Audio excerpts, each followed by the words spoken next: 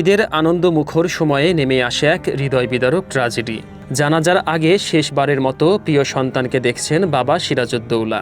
একজন অসহায় পিতার বুক ভরা কান্না যেন ছুঁয়ে যায় সবার হৃদয়।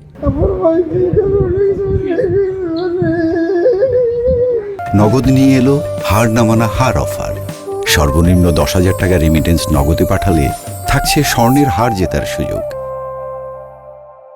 কুমিল্লার পদুয়ার বাজার এলাকায় ঢাকা চট্টগ্রাম মহাসড়কে লেভেল ক্রসিংয়ে ঢাকাগামী একটি ট্রেনের সঙ্গে মামুন স্পেশাল নামের একটি বাসের ভয়াবহ সংঘর্ষে গুরুতর আহত হন ফরিদপুর সদর উপজেলার মোল্লাবাড়ি জামে মসজিদের ইমাম হাফেজ সিরাজউদ্দৌলা। তার সঙ্গে ছিলেন স্ত্রী রাজিয়া সুলতানা এবং দুই কন্যা তাসনিমা তাবাচ্ছুম ও মাহাজাবিন সৈয়দা।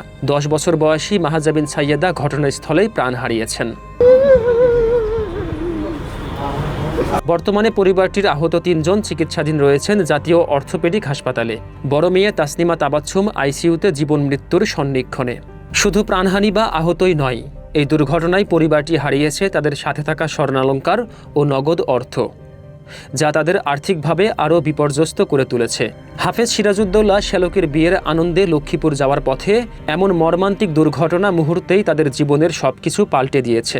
আমাদের গ্রামের বাড়িতে আমার শ্যালকের বিয়ের অনুষ্ঠানে আমাদের সবার কিছু যা আছে ফুজি পাত্তা, আমাদের ছোটো মেয়ের, বড় মেয়ের, আমার ওয়াইফের কিছু গয়নাঘাটে ছিল, বিয়েতে যাবে গয়না, আমাদের কিছু টাকা পয়সা 2 লাখ টাকা, 10 ভরি স্বর্ণ,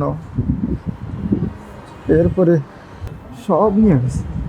অল্প বেতনের চাকরিজীবী মসজিদের ইমাম হাফেজ সিরাজউদ্দৌলা এখন নিজের চিকিৎসার জন্য অসহায় হয়ে পড়েছেন। প্রতিদিন বাড়ছে চিকিৎসার ব্যয়, যা বহন করা তাদের পরিবারের পক্ষে প্রায় অসম্ভব হয়ে দাঁড়িয়েছে। আমাকে ভর্তি নিয়েছে 25,000 টাকা, একটু চিকিৎসা নেই, কিছু নেই, ফেলে দিয়ে কয় ডাক্তারের ফি দাও, ওষুধের টাকা দাও, তোমাকে চিকিৎসায় ভর্তি হয়েছে, চিকিৎসা দেওয়া লাগবে না, আমার পয়সা পাতি নেই, কিছু নেই। এমন করুণ পরিস্থিতিতে পরিবারটি সরকারের কাছে জরুরি সহযোগিতা কামনা করেছেন। সিরাজউদ্দৌলার ভাই সবুর বলেন, আর বর্তমান সরকারের মাননীয় প্রধানমন্ত্রীর কাছে আমার অনুরোধ, আমরা যে ক্ষতিগ্রস্ত হয়েছি উনি যেন আমাদের প্রতি এই ক্ষতিপূরণের সহায়তা করেন। আমার ভাইয়ের ফ্যামিলি আজ নিঃস্ব, এই ফ্যামিলির অস্তিত্ব শেষ হয়ে গেছে এই অ্যাক্সিডেন্টের মাধ্যমে।